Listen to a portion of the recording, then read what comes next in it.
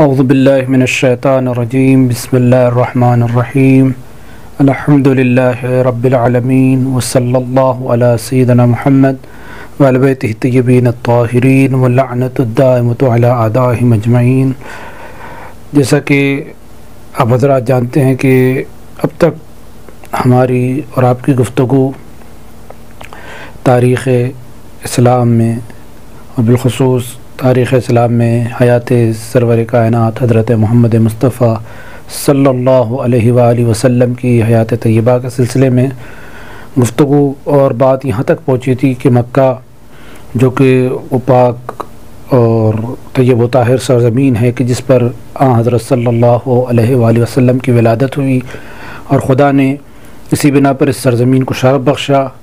اور یہ جو شرف اس سرزمین کو ملا ہے کہ حضرت صلی اللہ علیہ وسلم کی ولادت ہوئی اور خدا نے اس کو اپنا حرم قرار دیا۔ اور جیسا کہ روایت کا میں نے حوالہ دیتے ہوئے کہا کہ چونکہ اس سرزمین نے سب سے پہلے اہل بیت علیہ السلام اور مولا امیر المؤمنین علیہ الصلوۃ والسلام کی ولایت کا اقرار کیا تھا، لہذا خداوند عالم نے اس کو اپنا حرم قرار دیا اور اپنے نبی کی جائے پیدائش قرار دیا۔ فضائل مکہ اور فضیلت مکہ اور اس کے مناقب ہم نے احادیث سے ائمہ معصومین علیہ السلام کے ذیل میں آپ حضرات کی خدمت میں بیان کیے ہیں۔ اب چند وہ اسماء یا وہ نام کہ جو قرآن مجید اور احادیث میں مکہ مکرمہ کے ہیں، انشاءاللہ ہم آپ کی خدمت میں ان تمام اسماء اور القاب اور صفات کا ذکر کریں گے کہ جو قرآن مجید اور احادیث معصومین علیہ السلام میں موجود ہیں۔ قرآن مجید میں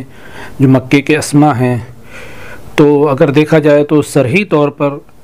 لفظ مکہ جو قرآن مجید میں ایک مرتبہ آیا ہے، لیکن 14 یا 15 مرتبہ جیسا کہ مختلف جو ہے مورخین سیرت نگاروں نے 14 یا 15 مرتبہ جو ہیں القاب اور صفات ذکر کیے ہیں کہ دراصل مکہ بھی اور یہ دیگر القاب اور صفات بھی کہ جس کا تذکرہ آپ کو قرآن مجید میں ملے گا اور جس کو مورخین نے اپنی اپنی کتابوں میں نقل کیا ہے۔ تو سب سے پہلے لفظ مکہ قرآن مجید کے سورہ فتح میں آیت نمبر 24 میں اس کا تذکرہ ملتا ہے، اور خداوند عالم نے واضح طور پر اس پاک اور طیب و طاہر سرزمین کا ذکر فرمایا ہے۔ اس کے علاوہ مکے کا ایک لقب اور ایک صفت اور ہے کہ جس کو بکہ بھی کہا جاتا ہے، اور جس کا تذکرہ قرآن مجید میں سورہ آل عمران آیت نمبر 96 میں موجود ہے۔ مکے کا ایک لقب اور ایک اسم ام القرآ ہے کہ جس کو اگر آپ قرآن مجید مطالعہ کریں گے تو سورہ انعام آیت نمبر 92 اور سورہ شورى آیت نمبر 7 میں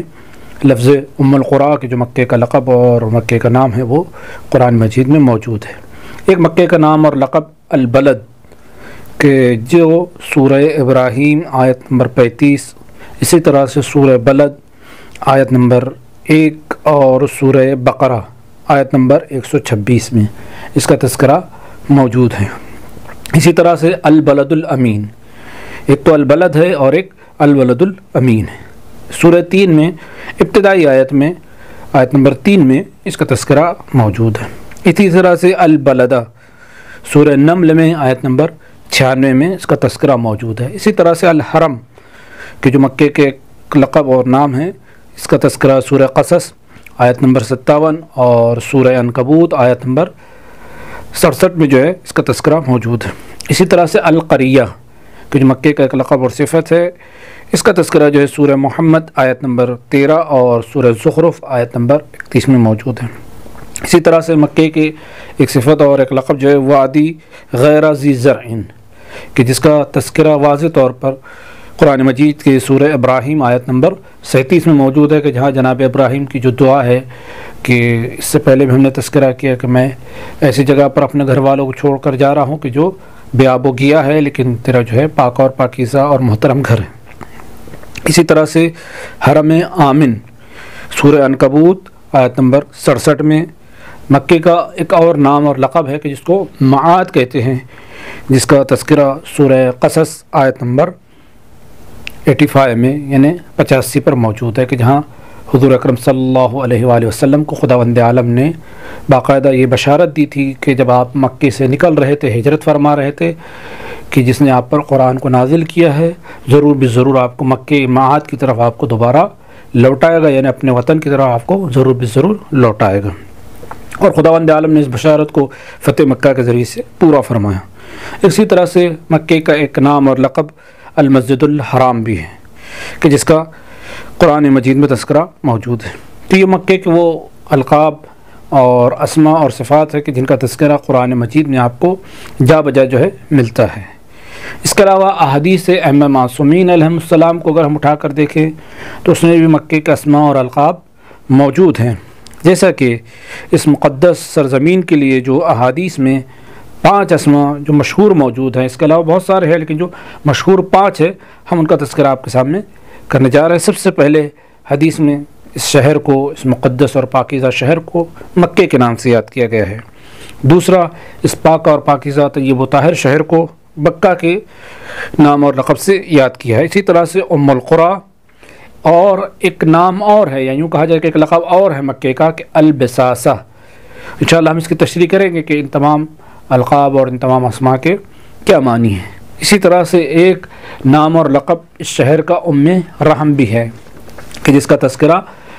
ائمہ معصومین علیہ السلام کی حدیثوں میں ملتا ہے۔ تو یہ وہ اسماء اور القاب اور صفات تھے کہ جو قرآن و احادیث میں موجود ہیں۔ آئیے ہم چند اسماء اور القاب کی تشریح آپ حضرات کے سامنے کرتے ہیں تاکہ یہ بات واضح ہو جائے کہ مکے کو مکہ کیوں کہا جاتا ہے، مکے کو بکہ کیوں کہا جاتا ہے، مکے کو ام القریٰ کیوں کہا جاتا ہے۔ تو جیسا کہ اگر ہم ائمہ معصومین علیہ السلام کی احادیث میں اگر وجہ تسمیہ جاننے کی کوشش کریں گے قرآن میں اور احادیث میں ان کو اس طرح سے کیوں یاد کیا گیا ہے، تو ایک روایت ہے مولا امیر المؤمنین علیہ السلام سے کہ جب آپ سے پوچھا گیا کہ بکہ جو ہے مکے میں کہاں ہے، کہ بکہ مکے میں کس جگہ پر ہے، اس لیے کہ قرآن مجید نے بکے کا تذکرہ کیا، لہذا جب راوی نے پوچھا کہ بکہ مکے میں کہاں ہے تو آپ نے امام علی علیہ السلام نے فرمایا مکۃ اکناف الحرم و بکۃ مکان البیت، کہ آپ فرماتے ہیں کہ مکہ جو ہے اکناف حرم یعنی اطراف حرم، اور بکہ جو ہے خانہ خدا کی جگہ کو کہتے ہیں، یعنی جتنا اطراف حرم اور اکناف حرم ہیں یہ تمام کے تمام مکہ ہے۔ اس کی حدود انشاءاللہ ہم بیان کریں گے۔ راوی نے سوال کیا مولا امیر المؤمنین علیہ السلام سے، قال یعنی راوی کہتا ہے وَلَمَا سُمِّيَتْ مکہ، مکے کو مکہ کیوں کہا جاتا ہے، آخر مکے کو مکے کہنے کی وجہ کیا ہے؟ تو مولا امیر المؤمنین علیہ السلام فرماتے ہیں لِأَنَّ اللَّهَ تَعَالَى مَكَّ الْأَرْضَ مِن تَحْتِهَا، اور أَيْدَهَا یعنی اس لیے کہ خداوند عالم نے اسی جگہ سے جو ہے زمین بچھائی ہے، یعنی مکے کے نیچے اور مکے کے ہی جو ہے نیچے سے یعنی جہاں خانہ کعبہ ہے اسی سے جو ہے پوری کی پوری جو ہماری جو زمین ہے اس کو بچھایا گیا ہے، لہذا اس لیے مکے کو مکہ اس لیے کہ وہ سینٹر ہے کہ جہاں سے جو ہے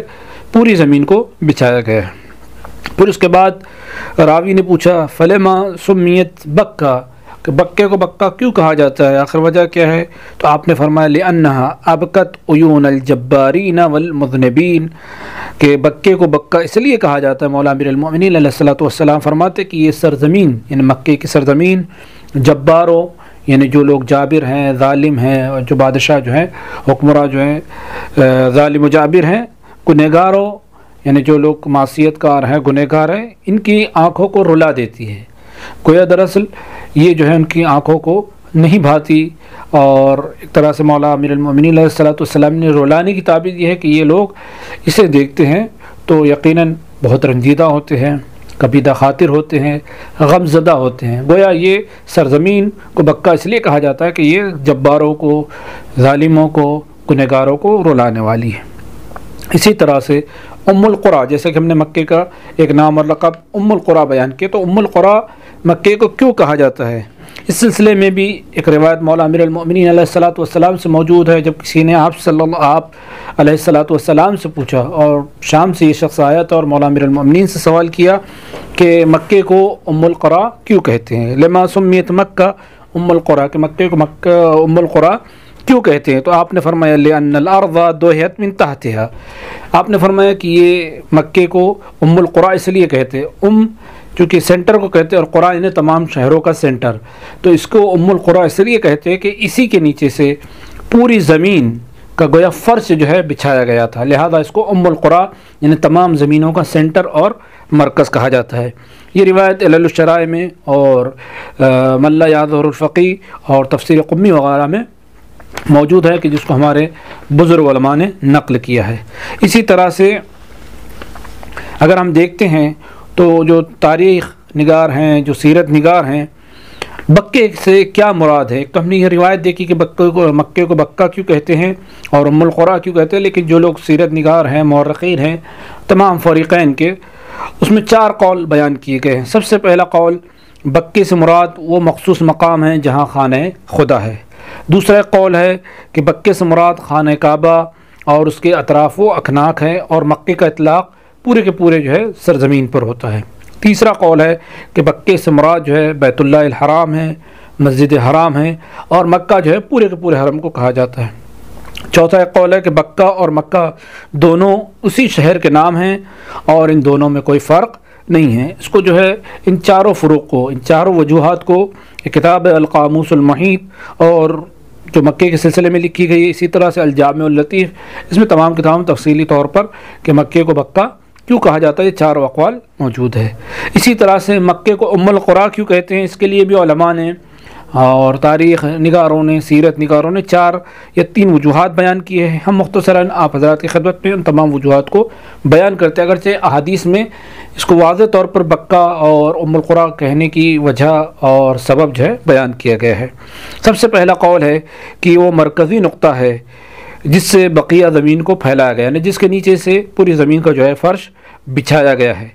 اور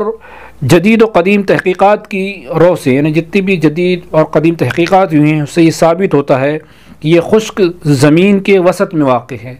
یعنی پوری کی پوری جو ہمارا، آپ جانتے ہیں کہ زمین جو ہے ہماری پوری کی پوری جو ہے ایک حصہ جو ہے خشکی ہے اور 3 حصہ جو ہے پانی ہے، تو یہ جو ایک حصہ خشکی کا ہے، تو یہ خشک زمین جو ہے، یہ خشکی کا جو علاقہ ہے، یہ اس میں مکہ جو ہے درمیان میں سینٹر میں واقع ہے، یعنی گویا پوری کی پوری زمین نہیں بلکہ جو خشکی کا علاقہ ہے اس کے سینٹر میں جو ہے مکہ مکرمہ اور خانہ خدا موجود ہے، لہذا اس کو ام القریٰ کہا جاتا ہے۔ اور کعبہ تمام کے تمام جو خشک زمین ہیں، پوری زمین کا اگر دیکھیں تو ممکن ہے کہ کوئی اعتراض کر سکے، لیکن جو ہے اگر ہم خشک حصہ دیکھیں تو اس کا سینٹر، مرکز اور محور ہے۔ وآخر دعوانا ان الحمد للہ رب العالمین۔